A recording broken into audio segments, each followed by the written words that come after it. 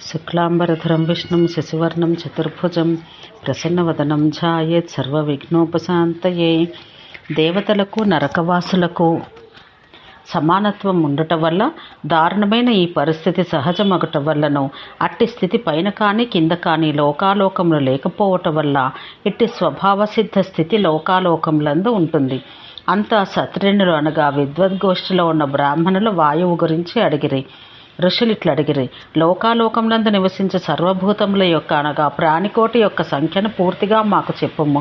ఋషుల యొక్క ఈ వాక్యములు విని వాయువు ఇట్లు సమాధానమిచ్చెను: ఈ విషయం దివ్యదృష్టి చేత కానీ జ్ఞానంచే కానీ తెలుసుకొనుటకు వీలు కాదు. ఒకవేళ అది ఏదో విధంగా తెలిసినా చక్షువులచే దాన్ని వీక్షించుటకు లెక్కించుటకు సాధ్యం కాదు. అందుకే ఓ బ్రాహ్మణులారా, ఆ సంఖ్యను ఊహించలేము అను ప్రశ్న లేదు. ఆ కారణాన్ని ఏది బ్రహ్మచే సంహితము నిశ్చితము సంఖ్యచే దాన్ని గ్రహించము.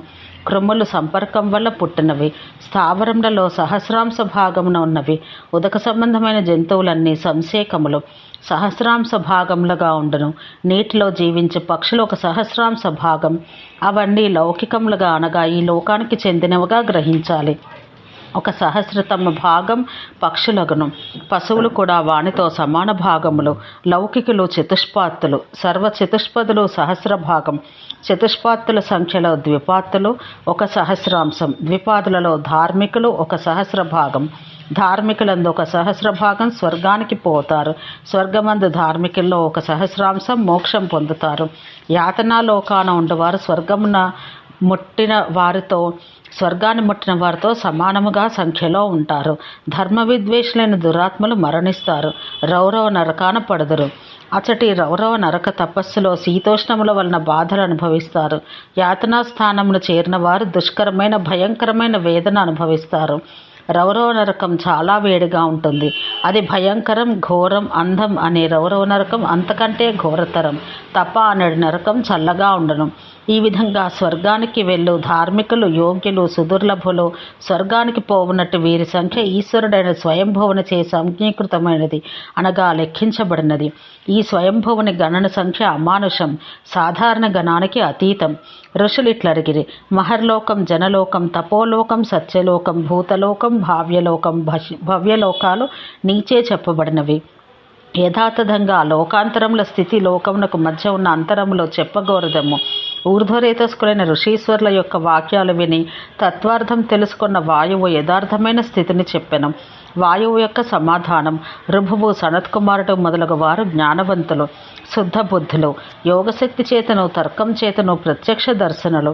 ప్రత్యాహారం చేతను, జ్ఞానేంద్రియ సంబంధ నియమం చే, ధ్యానం చే, తపస్సు చే స్వకీయమైన క్షయమును, ఆవాస స్థానమును ప్రత్యక్షంగా దర్శించెదరు. వారి పరిశుద్ధులు, శుద్ధబుద్ధి కలవారు. వారు సంతులు అనగా సత్పురుషులు, బ్రహ్మతో సమానమైన వారు, అక్షయులు, ప్రతీతితో కూడిన వారు, బ్రహ్మ పదార్థములందు అధివసించు యోగులు.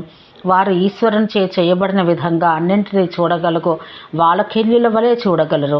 ఆ విధంగానే వారి సాన్నిధ్యం భౌతికంగా కరిగిన వాడును నేనును చూడగలిగి తిని. ఈశ్వరుని యొక్క నివాసం అకృతార్థులకు తెలియనిది. ఈశ్వరుడు పరమాణుత్వ స్వరూపుడగట వల్ల బుద్ధిమంతుల చే మాత్రమే తెలియబడ్డవాడు. ఈ అవ్యయములైన 10 గుణములు శంకరుని యందు ఉన్నవి. అవి ఏవంటే పరిపూర్ణ జ్ఞానం, వైరాగ్యం, ఐశ్వర్యం, తపము, సత్యము, క్షమ, ధృతి, ద్రష్టత్వం, ఆత్మ సంబంధం, అధిష్టాతృత్వం. విభుత్వం వలన యోగరూఢుడైన ఈశ్వరుడు బ్రహ్మ ప్రసాదించుట యందు ఆసక్తుడు. ఈశ్వరుడు తనకి లోక విగ్రహుడై సహాయం గ్రహించను. ఈశ్వరుని ఆవాసం అవ్యయం, నిత్యం, అవికల్పం మరియు స్థిరం. అది ఎట్టి విపత్తునైనా ఎదుర్కొనుటకు శక్తివంతమైనది. అది 8వ లోకం. అది ఈశ్వరుని యొక్క చిన్మాత్ర స్థానం. మాయామయం, పరమం. అది మాయచే చేయబడింది. మాయా దేహో మహేశ్వర. దేవతల యొక్క ఉపసంహారం తత్ప్రమాణంను కీర్తింతును. బ్రహ్మలోకం భూమి నుండి 13,15,00,000 యోజనాల దూరమున ఉన్నది. బ్రహ్మాండం 1,50,00,000 యోజనాల దూరం. బ్రహ్మలోకం నుండి ఉన్నతంగా ఉన్నదని గ్రహించాలి. ఇది ఊర్ధ్వగమనం, దానికి పైన గమనం లేదు. ప్రకృతులు నిత్యములు, సూక్ష్మములు, సృష్టి ధర్మం కలిగిన ఒకటిచే అవి ప్రకృతులైనవి అని గ్రహించాలి. అవి స్పష్టంగా గ్రహించబడలేదు. ఏలాన గుణములు అన్యోన్యాధారములు, పరస్పర సమ్మిశ్రములు. వాని నుండియే క్షేత్రజ్ఞుడు బ్రహ్మసంతుడుగా ఆవిర్భవించను. అతడే అధికర్త. అతి సూక్ష్మం ప్రధాన కారణమైనది, అవ్యయం ఉత్పాదింప సఖ్యం కానిది, అనుత్పాద్యం పరంధామమైనది పరమాణువు, పరేశయం పరమేశ్వరుని అందంత స్థితము. మహేశ్వరుడు అక్షయుడు అనూహ్యుడు అనగా ఊహించబడరాని వాడు, అమూర్తి రూపం లేనివాడు, అయినను మూర్తిమానుడు. అతని ఆవిర్భావం అనగా జన్మ అదృశ్యత్వం, స్థితి ఉనికి, అనుగ్రహం ఆశీసు అతని చైతన్యం. శివుడు ఉపమసింప సమర్థుడు కాడు, పరమాణువు విధి ఇతరులతో పోల్చదగనివాడు. అతడు జేత కాంతిమంతుడు, తమస్సును ప్రకాశింపచేయువాడు. ఔసర్గికంగా మొట్టమొదట ఏది పుట్టిందో అది చాలా పెద్దది, అది వలయాకారంగా ఉన్నది, అది ఈశ్వరుని నుండి పుట్టినది. ఈశ్వరుని నుండి బీజం నిర్భిన్నమైంది. క్షేత్రజ్ఞుడే బీజముగా అంగీకృతుడు. ప్రకృతిని యోని అంటారు. ఆ ప్రకృతి నారాయణాత్మకం. ఈశ్వరుడు లోక సృష్టి కొరకు, అతడే లోకాధారకుడు. లోక సృష్టికర్తయే మహాత్ముని యొక్క సన్నిసర్గం అనగా ఉత్పత్తి తత్వములతోటి సంబంధం వలన ఉత్కృష్టమైనది. బ్రహ్మలోకానికి పురస్తాద్ బ్రహ్మాండం యొక్క అర్వాక్ కింద ఈ రెండింటి మధ్య ఒక దివ్యమైన పురం ఉంది. అది మనోమయం, అరోగకం, సౌఖ్యకరం. అది విగ్రహమును ధరించినప్పుడు అనగా రూపాన్ని దాల్చినప్పుడు ఈశ్వరుని యొక్క స్థానం. ఆ ఈశ్వరుడో అమిత ఉజసుడు. ఆ పట్టణానికి నామం శివం. అది జన్మ పరంపరలచే భయపడు వారికి శరణం. దాని అంతర వైశాల్యం 100 సహస్రముల యోజనములు. అది మహీమండలమందు ఉన్నది అని తెలుసుకొనము.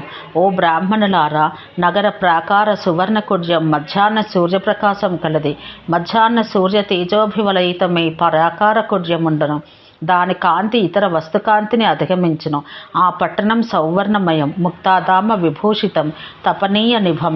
శుభ్రములైనవియో అయిన 4 ద్వారములచే సుకృత సువర్ణ వేష్ణములతో ప్రకాశించినది. ఆ పట్టణం దివ్యమైనది. ఆకాశమున ఉన్న పురశ్రేష్టం. ఘంటా నినాదాలతో మారుమోగినది. నానా రత్నాలతో విచిత్రములైన పతాకల యొక్క బాహుల్యంతో కూడినది. అది సర్వకామ సమృద్ధమగు వనోపవనములతో ప్రకాశించినది. గృహాంతరములందు వెండి బంగారపు శాతకుంభములు సంధ్యాకాలమందలి మేఘాలతో సమానమై కైలాస ప్రతిమములైనవి. అందలివారు ఆ భువన పరిస్థలములందు ఆడుకొందరు. మనోహరములైనవి ప్రీతికరములైనవి అగు భోగములచే ఆనందమును అనుభవింతరు. ప్రాసాదముల యొక్క శ్రేష్టములైన పృష్ఠభాగములందు సువ్రతులైన వారు సంతోషం పొందెదరు. భవనముల యొక్క పైభాగమందు వేదమంత్ర ఘోష నిరంతరం వినబడను. వివిధములైన శుభంభములైనవైన కథలు చెప్పబడను. గీత వాదిత్ర ఘోషములు నిరంతరం వినబడను. అందు సంస్రావములు అన్ని చోట్ల జరుగును. వర్ణించుటకు వీలు కాని జనముల సమావేశములచట జరుగును. అందు ఒక సుందరమైన పవిత్రమైన ప్రాసాదం ఉన్నది. ఆ భవనానికి 1000 స్తంభాలు కలవు. అవి సువర్ణ వికారములు, అమూల్య రత్నములచే పొదగబడినవి. స్ఫటిక సంబంధములు, చంద్ర సంకాసములు, వైఢూర్య మణి ప్రకాశములు. అవి బాలసూర్యమయములు, సౌవర్ణములు, అగ్నిసమ ప్రభావంతములు. ఈ వర్ణములను నైమిషే తపస్వినులు వినిరి. వారు గట్టిగా అరచిరి. వారికి కొన్ని సందేహాలు కలిగినవి. వాయువుతో ఇట్లనిరి: ఈశ్వరానుసారులైన మహాత్ములెవరు? వారు ఆశీర్వదించబడుటకు అర్హులు. అశ్రేష్ఠతమై పురములలో వారు ఆనందిస్తున్నారు. ఋషుల యొక్క వాక్యములు విని వాయువు ఇట్లు పలికెను: దేవదేవుని యందు భక్తి సంకల్పితులై దాన్ని వినడు. శాశ్వతం అవ్యయమైన శివపదం రుద్రునితో సాలోక్య స్థితి కలిగించను. మహేశ్వరునితో అనన్యమైన మనసు కలిగిన వారిచే ప్రసన్నులచే పొందగలిగినది. వారి హృదయం పవిత్ర భావములతో పవిత్రీకృతమైనది. వారు విశుద్ధాంతరాత్ములు. వారు వినయ ప్రకాశులు, దాంతులు, శౌర్యయుక్తులు, అలోభులు, అలోపులు, అన్యమనస్కులై మహేశ్వరుని ప్రసన్నులైరి. అట్టి వారిచే ఆ పదం లబ్ధం. ఈశ్వరుని తోడి రూపసాదృశ్యాన్ని శ్రేష్టమైన స్థితిని పొందినవారు. వారందరూ వైశ్వానర ముఖులు అనగా అగ్నిహోత్రుడు ముఖంగా కలవారు. వారందరూ విశ్వరూపులు, జటా శిరోభారం కలవారు, నీలకంఠులు, తెల్లనైన గ్రీవములు కలవారు, తీక్ష్ణ దంష్ట్రలు కలవారు, త్రిలోచనలు, చంద్రుని పైన తలపాగాలు కలవారు, జటా సముదాయాలను కిరీటములుగా కలవారు. ఆ వీరులందరూ దశభుజులు. వారందరూ పద్మ గర్భాంతర స్థితమైన పరీమలములు కలవారు. వారందరూ తరుణాదిత్యునితో సమానమైన ప్రకాశం కలవారు. అందరూ పీతవర్ణ వస్త్రాలు ధరించిన వారు, పినాకం చేతియందు కలవారు, శ్వేతవర్ణం గల గొప్ప వృషభ వాహనులు. శ్రియాన్వితులు, ముక్తాహార విభూషితులు, అందరూ కుండనములను చెవులయందు ధరించిన వారు, తేజస్సుచే అత్యధికమైన దేహములు కలవారు, సర్వజ్ఞులు, సర్వదర్శనులు, బహుదా తమ్ము విభజించుకొని ఉందరు. ముసలితనం మరణం నుంచి విముక్తులైన వారు సుదుర్లభమైన భోగాలు పొంది వివిధములైన భావములతో క్రీడింతురు. తమకు ఇష్టం వచ్చిన విధంగా సంచరించగలరు. స్వచ్ఛంద గతిమంతులు, సిద్ధులు, ఇతరులైన సిద్ధులచే విబోధితులు, మహాత్ములు, 11,000,000,000 రుద్రుల సమాహములు. వీరందరితో దేవదేవుడు మహేశ్వరుడు భక్తులందు దయ కలిగిన వాడు, పార్వతీ ప్రియుడు, భగవంతుడు అయిన మహాత్ముడు ఆనందించుచుండను. ఆ రుద్రులతో మహానుభావుడైన భవనతో విభిన్నమైన నానాత్వం నేను చూడను. మీతో సత్యం చెబుతున్నాను. ఈ విధంగా వాయువు ఈశ్వరుని వలన ఆలకించిన పుణ్యమైన విషయం అంతా చెప్పెను. దివాకర సమప్రభులైన ఆ ఋషులందరూ ఆ పరమ పుణ్యమైన కథను విని ఈశ్వర సంబంధమైన అత్యంతమైన ఆనందం పొందిరి, భగవంతుని ఆశీస్సులు పొందిరి. వారు మహాబలుడైన వాయువును గౌరవించి మరలా ఇట్లనిరి: ఓ వాయు మహాభాగ, ఔపసర్గికం ఈశ్వరుని యొక్క ఉత్తమమైనది పుణ్యమైనది అగు అష్టమమైన నివాసం గురించి మాకు వివరించితివి. దాని యొక్క స్థానమును ప్రమాణము గొప్పగా కీర్తించబడ్డవి. పరమాత్మ యొక్క స్థానం ఉత్కృష్టమైన యోగధర్మ సమృద్ధమైనది. దేవదేవుని యొక్క మహత్యం దేవతలకు కూడా దుర్జేయం. నీ యొక్క మహత్య యోగంచే అనంత శక్తి గల పరమేశ్వరుని గొప్పదనం మేము తెలుసుకొంటిమి. ఆ పరమాత్మ యొక్క భక్తులయందు సమ్మోహం ఉన్నచో అది పరమేశ్వరుని యొక్క దయ కొరకే. దేవదేవుని యొక్క వేశ్మందలి గొప్పతనం ఐశ్వర్యమనగా విభూతి అధికంగా ప్రకాశించను. ఈశ్వరుని యందు విన్యస్తమైన గొప్పదనం అనన్యమైనది. అప్రతిమశాలిని బ్రాహ్మీ ప్రకాశం చే స్వయంగా కూడి ఉన్నది. విశ్వరూపి అయిన ఈశ్వరుని వేశ్మందు నిక్షిప్తమైన ఆ విభూతి చంద్రుని యొక్క జ్యోత్స్న వలె ఉన్నది. మహాదేవునితో సమానమైన మహాత్ములైన రుద్రుల యొక్క గొప్పదనం చెప్పబడింది. అది అంతయు నీ వక్త్రం నుండి నిశ్రుతమైన అమృతం. ఓ సువ్రత, శర్వుని అందలి భక్తి చేయి మొత్తం నా చేత ఆగబడింది. రుద్రుని యొక్క అనురాగమూలమైన మా చేత లేబడినది. ఏమైనను కలదా? ఓ వాయు, ఈ ప్రశ్న ఒక్కటి దేవవర ప్రాణ నీవు చెప్పుటకు అర్హుడవు. సూతుడిట్లనెను: భగవంతుడే చెప్పిన కదా, ఇంక ఏమి నేను మీకు వివరించాలి? ప్రశ్నింపుడు దాన్ని చెప్పెదను. ఋషులు అడిగిరి: పక్కనున్న ఆదిత్యులు, క్రోధ విక్రములైన సింహములు, వైశ్వానరులు, భూతగణములను అనుసరించు వ్యాఘ్రములు ఘోరమైన అభూత సంప్లవమున సర్వభూతజాల వినాశనం కలుగునప్పుడు ఈ భూతముల యొక్క స్థితి ఏమగును? ఈశ్వరుని యొక్క సద్భావం అవ్యక్త ప్రభావం తెలిపి వివరించము. వాయువు ఇట్లా సమాధానమిచ్చెను: పూర్వం బ్రహ్మకుమారులైన సనందనుడు, సనాతనుడు, సనకుడు, ఓఢుడు, కపిలుడు పోయిన ప్రదేశం ఇది. కపిలుడు వారి నాయకుడు, మహాయశస్వి అయిన అసురి, పంచశిఖ ఋషి. వారి వంటి ఇతరులు అక్కడికి వెళ్ళిరి. కొంతకాలమైన తర్వాత, కాలకృత్యాల తర్వాత మహాభూతాల వినాశం, ప్రళయం ప్రత్యుపస్థితం కాగా అనేక రుద్రకోటలు ప్రసన్నురాలైన మాహేశ్వరుని సమీపించిరి. శబ్దాదులైన అష్టవిధ భోగములను వదిలి ఆ మహాత్ములు సూక్ష్ముడైన మహేశ్వరుని చేరుదురు. వారి యొక్క జ్ఞానయుక్తమైన తేజస్సుతో వారు సర్వభూతముల యందు ప్రవేశించి 8 విధాలైన ఇంద్రియ భోగాలు అనుభవింతురు. భూతములందరి అనుకంపన చే వారి స్థానమును ఎట్టి ఆవేశము లేక వదిలివేశారు. అంతవారు సూక్ష్మాణువు పరమాణువు అయిన మహేశ్వరుని పొందుదురు. అంతవారు గొప్ప గొప్ప ఆవర్తనములు సుడిగుండములతో ప్రకాశించి జన్మ మృత్యుదకమైన నదిని దాటుదురు. అంతవారు అభిన్నమైన విభజించ సఖ్యము కాని పరబ్రహ్మం దర్శించెదరు. సప్తమాతృకలు పార్వతితో సహితంగా కీర్తించబడిరి. ఈ విధంగానే సింహముల సహస్రం, వైశ్వానరులు, భూతగణములు, వ్యాఘ్రములు మరియు ఇతరములైన అనుగాములు వర్ణించబడిరి. సాంఖ్యయోగ శాస్త్ర వివరణకర్త అయిన భవుడు తనలో వాటిని అన్నింటినీ ఆవేశింప చేసుకొనును. సప్తలోకాలు, పంచమహాభూతాలు విష్ణువుతో సహా సంయుక్తములై అతడు మరలా 7 లోకాలను పంచభూతములను సృజించును. సామమయుడైన రుద్రుడు ఓతప్రోతంగా సర్వప్రపంచమున లోపల వెలుపల నిశ్చయముగా వ్యాపించును. ఓ బ్రాహ్మణులారా, అతడొక్కడే భగవంతుడు, అధిపతి. అతడే ప్రపంచానికి ప్రభువు, వినాశకుడు. అంతా ఋషీశ్వరులందరూ దివాకర సమప్రభులు. వారి మనస్సులను పూర్తిగా అతనిపై కేంద్రీకరిస్తారు. సత్య ప్రభావులు తమ యందు ఆధ్యాత్మికాగ్నిని ఆరోపించుకొందరు. కర్మలచే, మనస్సుచే, వాక్కుచే, విశుద్ధమైన అంతరాత్మచే ఈశ్వరుని యందు కేంద్రీకరించి అనన్య మనస్కులైన మహేశ్వరుని వారు పొందుదురు. వారు వ్రతోపవాస నిరతులు, సర్వభూత దయాపరులు. యమాభ్యాసాదులచే యోగం వారిచే పొందబడింది. వారందరూ భిన్న సంశయులు. జ్ఞానయుక్తమైన తేజస్సుచే అత్యంతమైన భక్తిచే పొంది రుద్రుని చూసి శాశ్వతం పరమమయమైన స్థానం వారిచే పొందబడింది. వాయుదేవ ప్రోక్తమైన ఈ శృతిని తపస్సుచే కూడుకొని చదివినవాడు, అతడు బ్రాహ్మణుడైన క్షత్రియుడైన స్వక్రియాపరుడైన వాడు రుద్రలోకం పొందును. అది లోక కారణం. సృజించబడ్డ వస్తువులు వినివృత్తములైన ప్రకృతి యందే అవస్థితములై ఉండను. అప్పుడు అత్యంత పరోక్షత్వం వల్ల కనబడనందువల్ల ప్రత్యక్ష దర్శనం లేదు. అప్పుడు ప్రతి వస్తువు కనబడని కారణాన చూచుటకు అవకాశం లేదు. చెప్పుటకు ఎట్టి పేరు లేనందువల్ల తెలియబడని కారణాన అజ్ఞానం వలన జ్ఞానులకు కూడా ఆగతాగతికృత్వం వలన అది తెలియజబ్బడ సఖ్యం కాదు. భావగ్రాహ్యం వల్ల అనుమానం చేత చక్కగా ఆలోచించిన తర్వాత ఇది చెప్పబడుతున్నది. దాని యందు ప్రధాన కారణం సదసదాత్మకంగా ఉండటం వల్ల దాని యందు ఒక ప్రవృత్తి చైతన్యం ఉంది. అది అనిర్దేశమైన కానీ సాత్వికమైన కారణం వల్ల ఈ విధంగా సప్త ప్రకృతిలో ఒకదాన్ని మరొకటి ఈ విలీన క్రమాన ఒక్కొక్కటి 2 సార్లు ప్రవేశించను. సప్త ద్వీపాలు, సప్త సముద్రాలు, సప్త లోకాలు, సప్త పర్వతాలతో అన్నింటికీ నీరే ఆవరణంగా కప్పుగా జ్యోతులందు 5 భూతములు పూర్తిగా నిమజ్జనమగును. ఏది తైజస ఆవరణమో అది మారుత ఆవరణాన నిమజ్జనమగును. వాయవ్యమైన ఆవరణం ఆకాశాన విలీనమగును.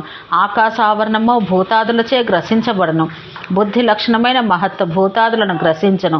అవ్యక్తం మహత్తును గ్రహించను.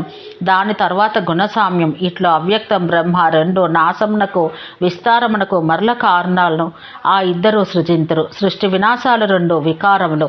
ఉద్భేదం అవగుంఠనం సిద్ధ కార్యకారణులైన సంసిద్ధ జ్ఞానులు పునర్జీవ భావంలో విలీనమగదురు. వారు ప్రకర్ష సంయమం వహింతురు. క్షేత్రజ్ఞుల కరణాలతో సంయోగం చెందుదురు. అవ్యక్తం క్షేత్రం బ్రహ్మ క్షేత్రజ్ఞుడని చెప్పుదురు.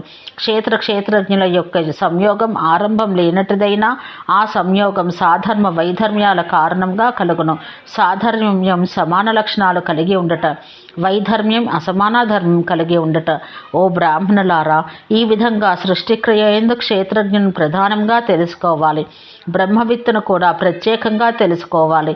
దీన్ని క్షేత్రజ్ఞుని వల్ల పృథక్గా తెలుసుకోవాలి. క్షేత్రజ్ఞుల యొక్క విషయావిషయత్వం స్మరించాలి. బ్రహ్మత్వ విషయాన్ని తెలుసుకోవాలి. విషయాన్ని క్షేత్రం అందరూ బ్రహ్మను అవిషయంగా తెలుసుకోవాలి. క్షేత్రంను విషయంగా తెలుసుకోవాలి. క్షేత్రజ్ఞునిచే అధిష్ఠితమైనది క్షేత్రం. క్షేత్రజ్ఞార్థమని చెప్పబడను. శరీరాలు అనేకమగుట, శరీరములందు వాడు అనేకములుగా స్మరించబడను. ఈ ప్రాణులు అవ్యూహంగా ఉండను. ప్రకాశవంతమైన జ్యోతుల వలె ఒకదానితో ఒకటి కలిసిపోయి ఉండను.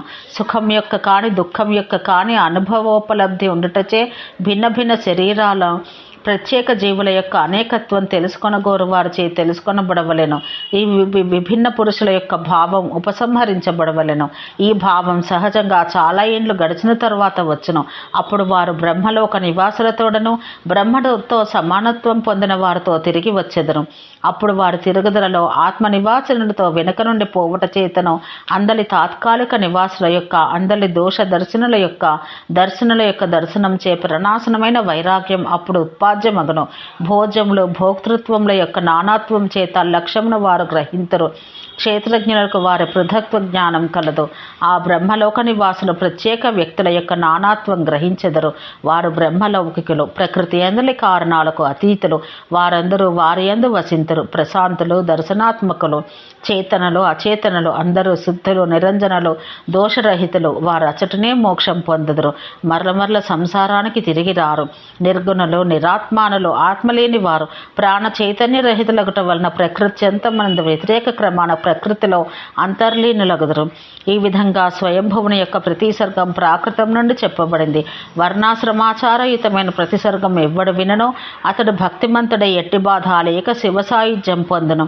తాగటకు అలవాటు పడిన శూద్రుడు, జితేంద్రియుడు, ఈశ్వర భక్తుడు, అప్రతిఘాత లక్షణుడు, అప్రతిగ్రహ లక్షణుడు, అభూత సంప్లవ స్థాయి అయినవాడు సర్వజీవ ప్రళయం వరకు అనగా వినాశనం వరకు ఉండను.